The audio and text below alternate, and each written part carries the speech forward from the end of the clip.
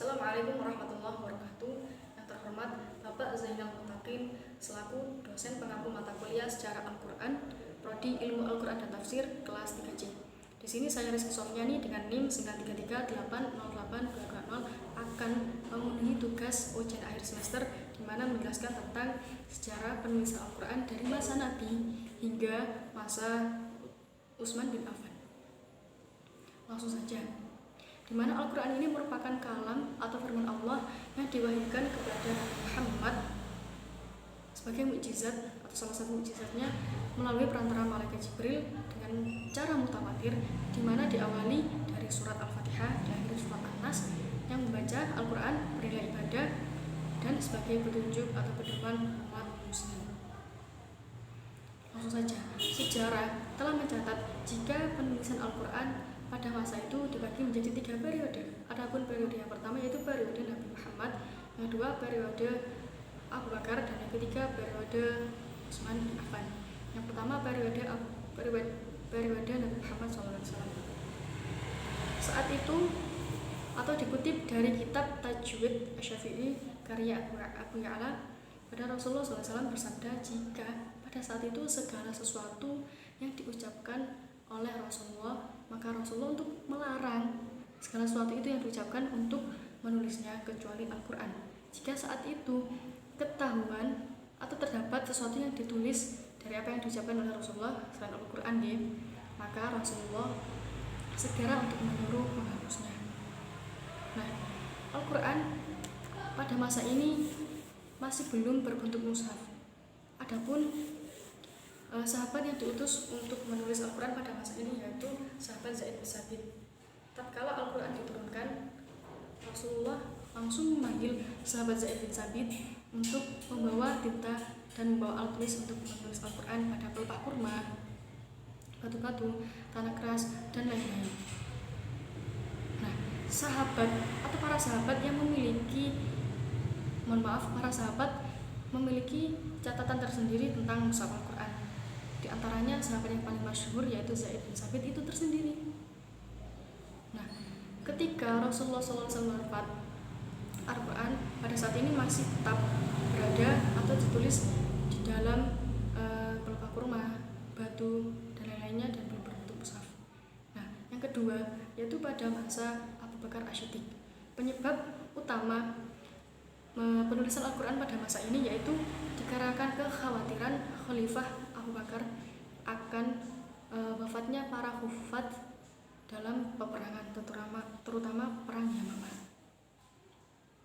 Saat itu Abu Bakar masih belum terpikirkan atau memiliki ide untuk menuliskan mushaf ini. Saat itu diawali oleh Umar yang mendatangi Abu Bakar, di mana Umar berkata yang pada intinya Umar khawatir akan hilangnya Al-Quran ini yang disebabkan oleh syahidnya para hufad dalam peperangan. Nah, Umar juga menyuruh Abu Bakar untuk segera melakukan penulisan atau pengumpulan dari ayat-ayat Al-Quran ini.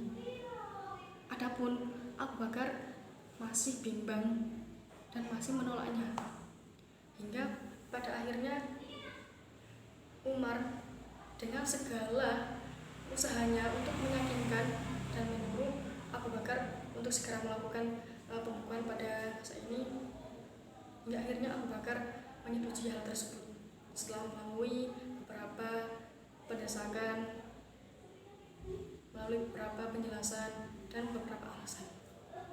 Nah, hal sama juga dirasakan oleh Zaid bin Tsabit. Zaid bin Tsabit juga merasakan hal yang sama, di mana bimbang dan merasa keberatan akan tugas ini. Yang mana setelah tadi disampaikan oleh Umar, setelah disuruh oleh Umar untuk melakukan pembukaan ini, kemudian Abu Bakar menyuruh Zaid untuk menulis ini, dan Zaid itu merasakan bimbang dan merasakan bahwa ini adalah tugas yang paling berat. Hal yang sama juga dilakukan oleh Abu Bakar, yaitu mendesak atau berkali-kali memiliki argumen atau menyuruh Zaid bin Tsabit untuk menuliskan Al-Quran, hingga akhirnya Zaid bin Tsabit menyetujui hal tersebut, dan kemudian Zaid bin Tsabit melakukan atau mencari semua ayat-ayat Al-Quran yang sudah ditulisnya, baik dari pelepah kurma, mulai dari dahan-dahan, batu, dan lain-lainnya dikumpulkan dan diteliti. Tidak hanya itu, Zaid bin Tsabit juga memastikannya melalui hufadz Al-Quran secara langsung. Nah, setelah mushaf Al-Quran terkumpul, mushaf pertama ini diserahkan kepada Abu Bakar As-Siddiq hingga beliau wafat. Kemudian diserahkan kepada Umar bin Khattab hingga beliau wafat, dan pada akhirnya dipegang oleh anak beliau yaitu Hafsah binti Umar bin Khattab. Nah, yang ketiga yaitu pada masa Utsman bin Affan. Motif atau penyebab utama pada masa Utsman ini yaitu beliau khawatir akan terjadinya perpecahan di kalangan umat muslim akibat terjadi perbedaan penulisan ayat Al-Quran. Nah, adapun beliau juga berkata dalam khutbahnya, di mana pada intinya para sahabat yang di dekatnya Utsman bin Affan itu tersendiri juga banyak terjadi ikhtilaf akan ayat Al-Quran ini. Nah, apalagi yang jauh, apalagi umat muslim yang jauh, pasti maka akan lebih terjadi sebuah perbedaan akan ayat ini.